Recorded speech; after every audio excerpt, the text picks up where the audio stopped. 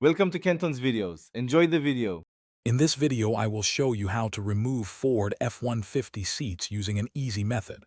First, let's gather our essential tools. You'll need a socket wrench set, specifically a 15mm socket, a flathead screwdriver, and a trim removal tool. Before starting, always disconnect your truck's negative battery terminal to prevent electrical issues. Safety is paramount, so wear gloves and eye protection throughout the process. This preparation ensures a smooth and safe removal. Now let's tackle the rear seats.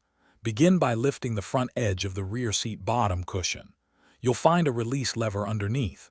Push it to unlatch the seat base, then remove it from the truck. Next, locate the bolts securing the rear seat backrest to the floor.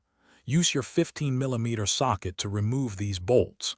Once unbolted, carefully lift the seat back upwards and pull it away from the rear wall, setting it aside safely. Moving to the front seats, first slide them all the way back to expose the front mounting bolts.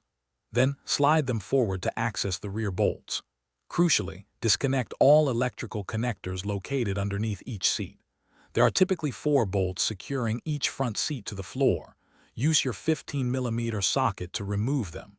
With all connections and bolts free, carefully tilt the seat back and lift it out of the truck, being mindful of its weight. When you're ready to reinstall your seats, reverse the steps carefully. Store your removed seats in a clean, dry, and safe area to prevent damage. Before reinstallation, inspect all wiring and connectors for any signs of wear or damage. Ensure all bolts are tightened securely to the manufacturer's specifications for safety. Finally, reconnect the negative battery terminal to restore power to your truck. This method makes seat removal straightforward and manageable. Thanks for watching. Consider subscribing if we helped you.